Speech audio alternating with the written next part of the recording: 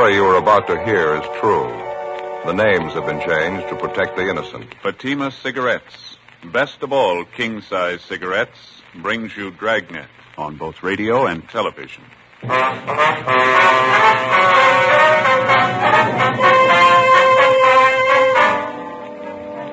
You're a detective sergeant.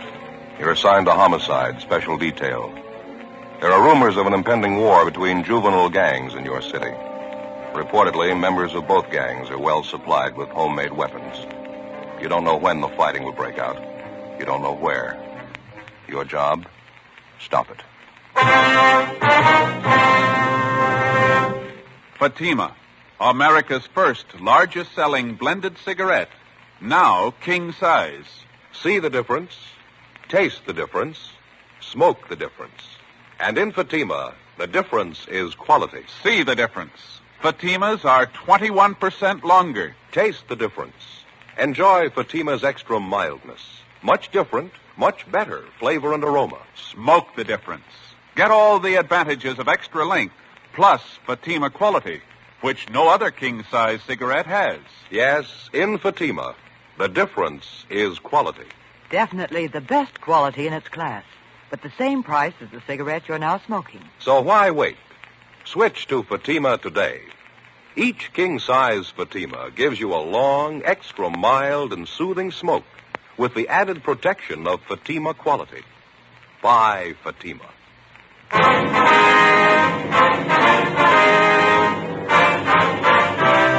Dragnet, the documented drama of an actual crime. For the next 30 minutes, in cooperation with the Los Angeles Police Department, you will travel step by step on the side of the law through an actual case transcribed from official police files. From beginning to end, from crime to punishment, Dragnet is the story of your police force in action.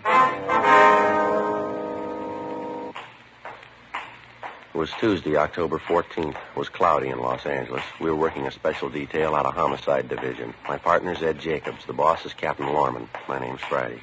It was 1:18 p.m. when I got to 2015 East 1st Street, the second floor.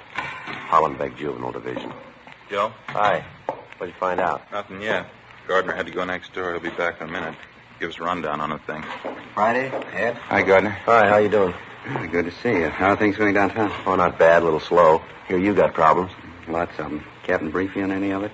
No, he told us to check with you. You'd fill us in. Said maybe you could use some help. All we can get. We're sitting on top of a bomb out here. We don't know when it's going to go off. What's the pitch, Gardner? Juvenile gangs, 5 of them this time. The way we get it, they're ready for trouble, all of them. High school kids? Most of them. Some of them are in junior high. Well, how come 5 gangs? What are they planning, a free-for-all? It's a long story. They've been building up to this thing for months, all East Side kids. We hear it's supposed to be an open war. Mm-hmm. Here's a list of the different gangs involved. Thanks. You can see there, same crowds we've been riding herd on for the last couple of years. Uh-huh. We got the Purple Heart Gang, the Blue Devils, the Apaches, Happy Valley, Rose Hill. Here's the breakdown on each one of them. Hard to get exact figures, but we think it's fairly accurate. Mm-hmm. Purple Heart Gang, 26 members. Leader Harold Fry, age 17. Blue Devils, 18 members. Leaders Jack Holland, age 17, and Bertram Willis, 16. The Apaches, 22 members. Leader Robert Lawson, 17. They're supposed to be the strongest bunch. Well, Happy Valley Gang, 20 members. Leaders Roy Martin, 16, and Joseph Gomez, 16. Rose Hill Gang, 16 members. Leader Thomas Resnick, 18. yeah. Well, what's behind it, Gardner? I mean the gang war that they're supposed to be planning. A lot of factors enter into it, I guess. It's my own idea. The Apache Gang's doing most of the promoting. What's the object, anyway? The usual big shot ideas some high school kids get. The Apaches figure they're going to run the whole east side. They've already scared the Happy Valley Gang and the Blue Devils into joining up with them. Well, how'd they manage that? I'd like to find out myself. Well, how about the other 2 crowds there, Rose Hill and the Purple Heart Bunch? The story I get is they won't come in with the Apaches. That's supposed to be the reason for the war. Either they join up with the Apaches or they fight them. That's the warning they got. Really playing it big time, huh? All the way. 16, 17-year-olds. They got gang lieutenants. They got their own cars, their own hideouts. Some of them even have their girlfriends running with them, same age. None of them over 17. Where'd you get your information, Bill? Half a dozen kids. Most of them from the Blue Devils and the Happy Valley Gang. They were mixed up in a couple of after-school fights in Hollenbeck Park. The stories they gave us are enough to curl your hair. Yeah, how do you mean? About the big war they're going to have. One of the girls we picked up gave us most of it. 15-year-old. Says her boyfriend's one of the big shots for the Blue Devil. What'd she have to say? Talked about it like it was some kind of a game they were playing. Yeah. Said the Rose Hill and the Purple Heart gangs were teaming up so they could stand up against the other three. They've been getting ready for the war for 6 weeks. They're really organized. I don't get it. Who's doing the organizing? Who's promoting it? I got an idea about that. I'll get to it in a minute. Take a look at these over here. Yeah. Samples of the different weapons the gangs are getting together for the big fight. Crazy kids. Brass knuckles. Homemade saps, all kinds. Well, what's this here, Gardner? Have a look. Homemade stiletto. Good 6-inch blade. Kids are supposed to have dozens of them. Another one here. Look at this. Ice pick. Anything you can think of, you name it, we got it. It's going to be wholesale murder if we can't find a way to stop it. You been able to figure what the real trouble is, Bill? I got an idea, yeah. You asked about the gangs teaming up a minute ago. Yeah. We figure we got a young Hitler on our hands. A kid by the name of Robert Lawson. He's supposed to be the ringleader of the Apache gang. Moved in about a year ago from the Middle West. How much you know about him? Wrote a letter to the city he originally came from. Nothing but trouble back there. Bad juvenile record. We've talked to the boy a couple of times. His parents, too. Didn't do much good. Never had enough to file a petition on him and bring him to the attention of the juvenile court. We know he's responsible for a lot of the trouble we got, but he always has some other kid do it for him. Never does it himself. You think he's responsible for working up the gang war ideas, eh? We figure he's our biggest problem.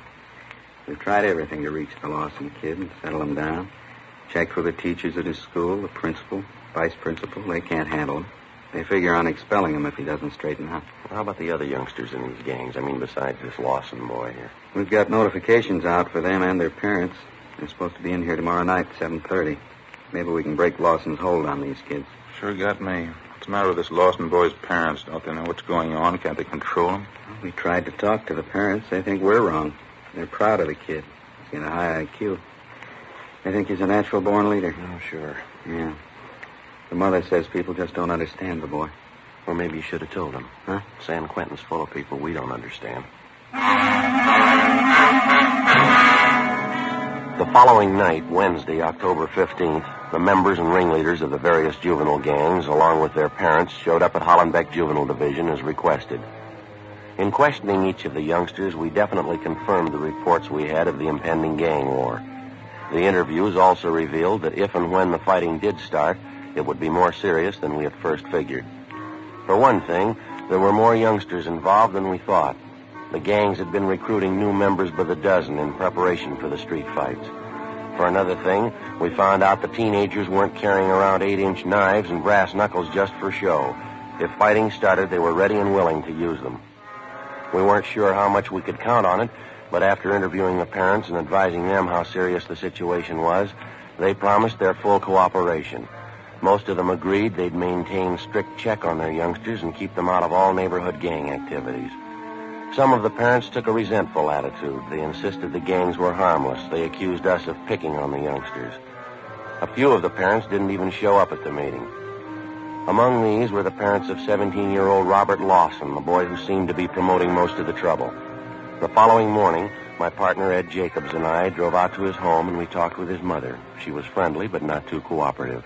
I don't know how you say that, Sergeant. I appreciate you worrying about my boy, but I'm sure it's not as bad as you think. I don't mean to contradict you, Mrs. Lawson, but I'm afraid it is a lot worse than you think. It's what the other officers said, too, but you really don't have any proof, do you? I mean, if you idle rumors, you certainly can't accuse Robert on that basis. We're not accusing Robert of anything, ma'am. It's not the point. What we're trying to do is to head off the trouble before it starts. You were living in the Middle West before you came to Los Angeles, that right, ma'am? Yes, that's right, Nebraska. Well, wasn't your boy in some kind of trouble back there? Yes, but it didn't amount to anything.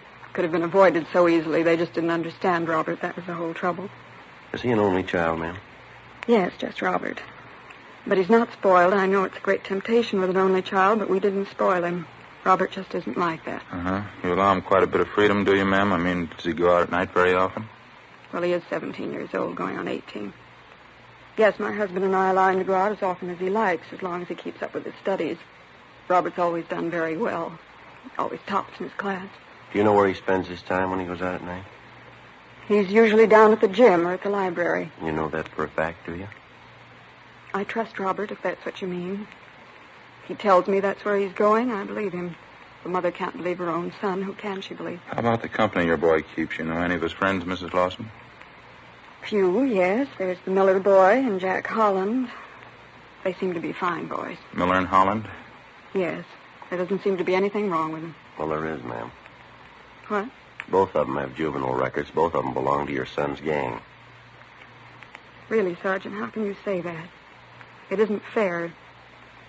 Wouldn't it be better to try and understand these boys instead of picking on them, persecuting them? I don't know how we're going to make you understand, Mrs. Lawson. We're not picking on them. We're not persecuting them. We know there's a gang problem. We know your boy's one of those at the bottom of it. If something isn't done, there's going to be trouble. If we're going to stop it before it begins, we're going to have your help. I'm perfectly willing to cooperate. You know that. That must be Robert now. Excuse me. Robert? Bob, is that you? Yeah? Would you come in here a minute, Bob? We're in the living room. Yeah? What do you want? These are police officers, Bobby. This is Sergeant Friday. Sergeant Jacobs, is that right? Yes, ma'am. How are you? How do you do? Hi. How about something to eat? Haven't you got anything ready? I wasn't expecting you, Bob. Won't take me a minute, though. You sit down there. I'll go out and get a snack together for you. Can I fix you a sandwich, officers? A cup of coffee? No, thank you. No, Thanks very much.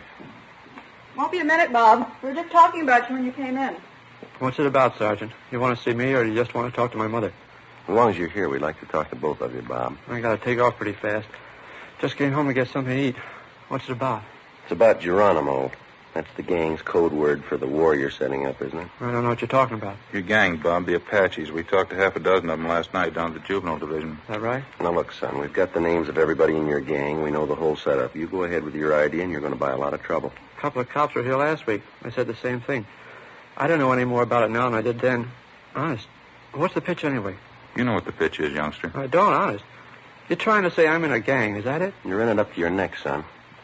Now, why don't you come off it? We've got you pegged and everybody that runs with you. That includes the girlfriends you got in the gang. You're not fooling anybody. You must be a little crazy. I'm not in any gang. I never even heard of one around here. Now, you listen to me, boy. You can take this as a warning or a piece of advice, either way. You and your friends keep on playing punk gangsters, and we're going to lean on you. You understand? What is this? Trying to scare me? If it'll make you change your mind, yeah. If this street war comes off, there's going to be big trouble. What do you think's going to happen when 200 kids tangle in a fight with knives and brass knuckles? Now, use your head. Here you are, Bob. Nice milk, nice bowl of hot soup. Bacon and tomato sandwiches. You always make the soup too hot. Oh, I didn't mean to. Let it cool off for a minute, then. Bob has to eat and hurry along, officers. Is there anything else you wanted to talk to him about? No, I think you've heard everything we have to say. I wish you'd think it over, Mrs. Lawson. You too, Bob. Nothing to think over. They're trying to say I'm in a gang. They think I'm the leader. You told them, didn't you, son? Sure. They don't believe me. I wish I could make you understand, Sergeant. He's not a gang leader. Robert's telling the truth. Afraid he isn't, ma'am. Well, he is. I know he is. I mean, after all, he's my son. I'm in a position to know him better than you do. Yes, ma'am. If he was lying, I'd know it. I wish I could make you understand. Mother's the only one who really knows her boy. I know Robert's telling the truth. Aren't you, Robert? Robert? Huh? That's so, isn't it? You're telling the truth, aren't you? Sure. How about some more soup? Before we left the house, we tried again to talk to Robert Lawson and his mother, but it was no use. She believed every word he said, and he apparently refused to believe the possible consequences of the war he was planning for his gang of juveniles. We drove downtown and had an interview with the boy's father at his work. He was even less cooperative. He took on a belligerent attitude, accused us of persecuting his son, and ordered us out of the office. Along with Sergeant Bill Gardner and Frank Kerber, we spent the rest of the afternoon and most of the following day checking with parents of youngsters who had been recently recruited into one of the various East Side gangs. Most of them were cooperative. Late that afternoon, Bill Gardner, Ed, and myself met with Captain Stein back at Hollenbeck Juvenile. Strict curfew all over the area. We can start tonight. What do you figure, just on the weekends? Every night. Sunday to Sunday. I'll get some more men in to help out. Every youngster out in the street after 10 o'clock gets stopped. Mm-hmm. Every one of them caught with knives, saps, brass knuckles, or anything like them, they're going to be pulled in and filed on. No exceptions. Be a lot safer in custody than mixing in the gang fight. Well, a lot of help. Might teach some of the parents a lesson anyway. Huh? Yeah. Excuse me. Juvenile Division, Stein. Where was that? When? Yeah, right away. Let's hustle at Evergreen Avenue out near the cemetery. Yeah, what is it? Curfew was a good idea. We got it too late. Huh? Gang war, it's already started. Before we left the office, we had communications notify all J cars on the special detail to proceed at once to the scene of the major 415 call. 10 cars were ordered to cruise the area surrounding the actual scene of the fight and to pick up any and all members of the juvenile gangs who showed any evidence of having been in the fight or had in their possession any deadly weapon. Captain Stein, Bill Gardner, Ed, and myself left the office on a Code 3 and drove out to the scene of the gang fight. When we got there, all the J cars and 3 radio crews had the area blocked off. An ambulance crew was treating more than a dozen youngsters who had been injured during the fight. One of the youngsters had a lacerated eye. He'd been blinded. Most of the other victims would carry scars for the rest of their lives. The juveniles who'd taken part in the battle and who'd been lucky enough to escape without serious injury were being loaded into the J cars and the radio cars. They were to be removed to juvenile headquarters at 1335 Georgia Street for further investigation.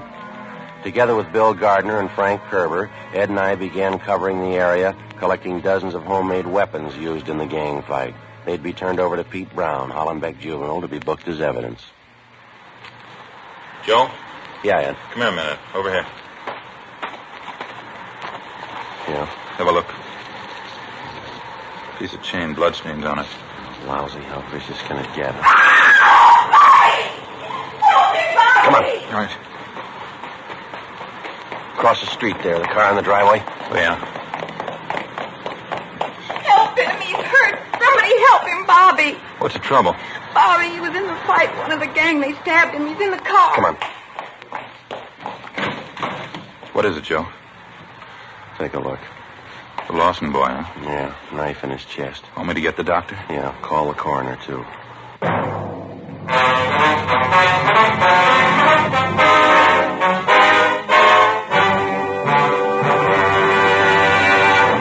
You are listening to Dragnet, authentic stories of your police force in action.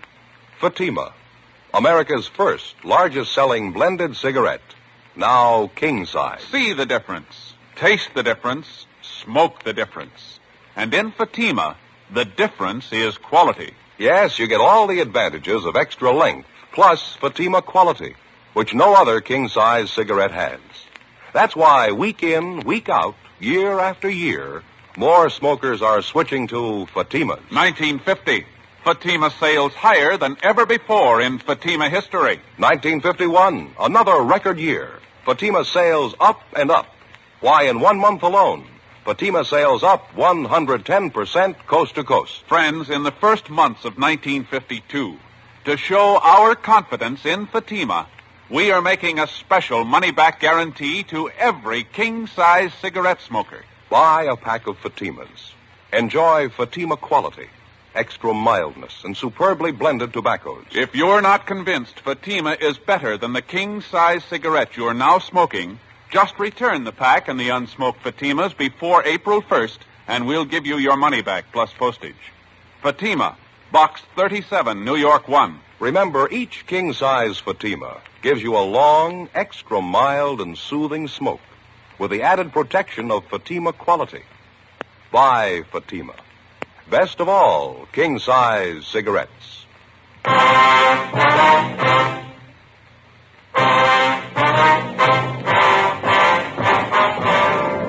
Thursday, October 16th, 5:35 p.m. After the discovery of Robert Lawson's body in the car parked in the driveway adjoining the cemetery grounds, Ed brought the doctor over from the ambulance. The 17-year-old Lawson boy was pronounced dead. The doctor made out the prescribed form and marked it DOA. While we waited for the crime lab crew and the coroner to get there, Ed and I questioned the girl who'd led us to the body. She identified herself as Ann Porter, age 16. She told us she was Bob Lawson's girlfriend. She readily admitted accompanying him to the scene of the gang fight that afternoon. I knew what it was going to be like. I knew right then. I came closer. Bob told the kids to get ready. They were a little ways from us when they stopped. The other gang, the Purple Hearts.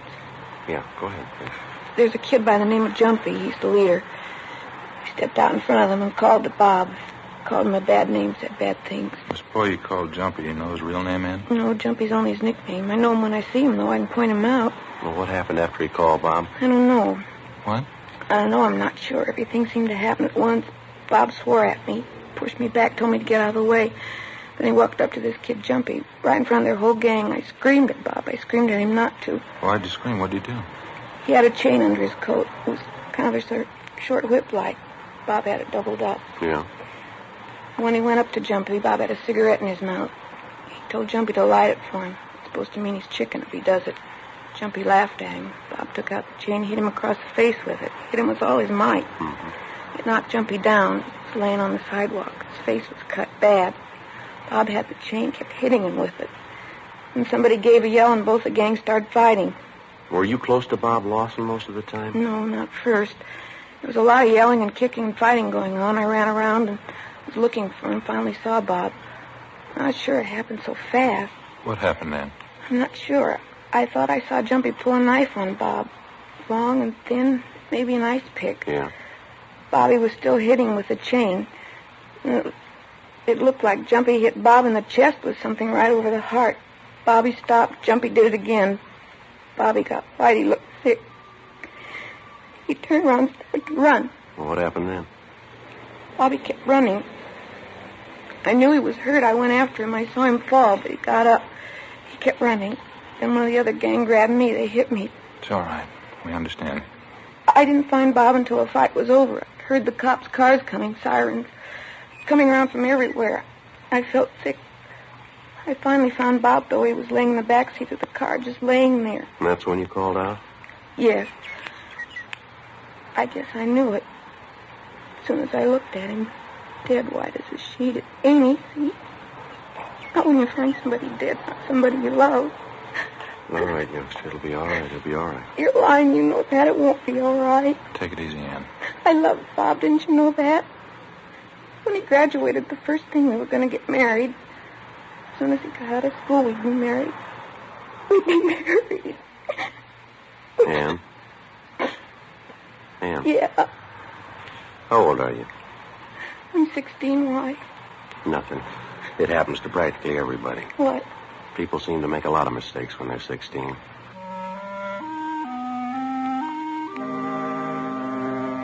"6:30 p.m. The crime lab crew arrived, took pictures of the entire scene along with all physical evidence, and dusted the murder weapon, an 8-inch knife, for fingerprints. The coroner arrived, and after we'd completed our investigation, he removed the body to the county morgue. Along with a policewoman, we took Robert Lawson's girlfriend, 16-year-old Ann Porter, down to Georgia Street Juvenile Division to the assembly room. There, a special show-up was held of all the boys involved in the afternoon's fight. The Porter girl identified a 17-year-old by the name of Warren Stone, nicknamed Jumpy, as the boy who'd stabbed Robert Lawson to death. At least a dozen other subjects in the case identified the boy by his nickname, Jumpy. 3 members of either gang involved in the fight declared in sworn statements that Warren Stone was the boy who'd attacked the Lawson boy with a homemade knife. Statements were taken from all concerned, and the ringleaders of the gangs were detained. The other subjects were released to their parents' custody after being notified that they would be filed on and a hearing held in juvenile court. Ann Porter was returned home by a policewoman. 7:55 p.m., Ed Jacobs and I took the subject, Warren Stone, to the captain's office where we tried to question him about the murder. He refused to say anything. I told you the truth. I told you the whole story. I don't have to tell you again. We're pretty sure you didn't tell us the truth, Warren. We know you tangled with Bob Lawson in that fight this afternoon. No, I didn't. We've got statements from a dozen kids, son. They say Lawson had a piece of chain. He kept slugging you with it. They say you pulled a knife and stabbed him. How do they know? A lot of kids there had knives. Anybody could have stabbed him. Why are you picking on me? It was your knife. It was your knife that killed him. Your initials on it. I lost a knife in the fight. Somebody could have picked it up, used it. No, that won't do, youngster. The handle of the knife's been processed. Your fingerprints are all over it. How about it, son? Warren? Come on now. What do you got to say? Nothing. I killed him. 8:40 p.m. Warren Stone was booked in at Georgia Street Jail on suspicion of 187 PC, murder. Ed and I got in the car and drove out to the home of the murder victim to notify his parents, Mr. and Mrs. Robert Lawson. Mr. Lawson wasn't home from work yet. We broke the news of her son's death to Mrs. Lawson as gently as we could. She became hysterical, and we called the family doctor, who gave her sedatives. Later, when she recovered herself a bit, she asked for the full story. We told her. How could it happen? Bobby, how could it happen? Sorry, ma'am. There's not much we can say. We tried everything we could to stop it. But you didn't stop it. You let them kill Bobby. You let them kill him. No, ma'am. We tried to warn him. We tried to warn all of them. We're sorry. You're not sorry. You didn't try. Bob's dead. Everything I had. He's 17 years old and he's dead. I can thank you for that. My only baby. We're sorry you feel that way, Mrs. Lawson. Why shouldn't I feel that way? You call yourselves policemen. That boy who killed Bobby, you should have had him in jail in the first place. Young killer.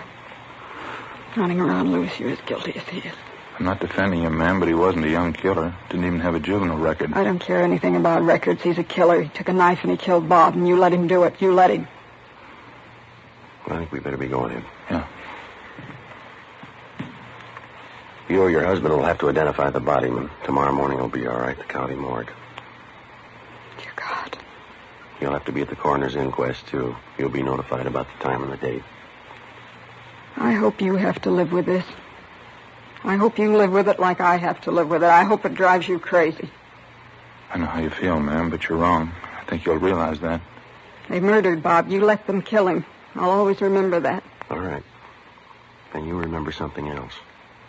The last time we came here to your house, we tried to make you understand. You didn't know Bobby. You didn't understand him.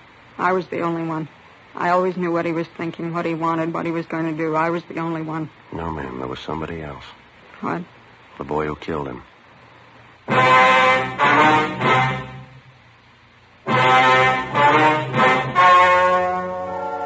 The story you have just heard was true. The names were changed to protect the innocent. On November 7th, the hearing was held in Juvenile Court, Department 38, City and County of Los Angeles, State of California. In a moment, the results of that hearing. And now, here is our star, Jack Webb. Thank you, George Fenneman. Friends, just as a hobby, I've been collecting early jazz records, blues and two-beat music like Leon Bix-Beiderbecke used to play, and of course just about everything Benny Goodman has done. I've always tried to build my collection on quality. Now, in my opinion, that's the only rule to follow in choosing a king-size cigarette. Choose for quality. Believe me, I know that's what you'll find in Fatima. I know because I smoke them. If you haven't, here's what I'd like you to do. Get a pack tomorrow and compare them. When you see the difference, taste the difference, and then smoke that difference, I'm convinced that you'll switch to Fatima. Because in Fatima, the difference is quality.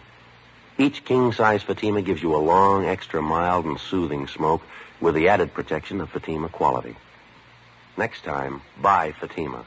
Best of all, king-size cigarettes.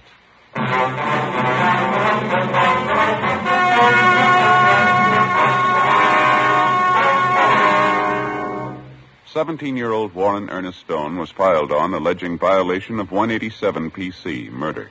The rest of the juvenile gang ringleaders were filed on alleging 242 PC, battery. They were all made wards of the juvenile court and placed in detention homes under the supervision of the State Youth Authority. They are still confined in state institutions for juveniles.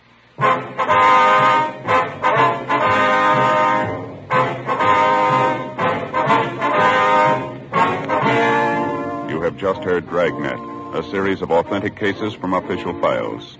Technical advice comes from the Office of Chief of Police W.H. Parker, Los Angeles Police Department. Heard tonight were Barney Phillips, Charles Smith, and Eddie Firestone. Script by Jim Moser. Music by Walter Schumann. Hal Gibney speaking.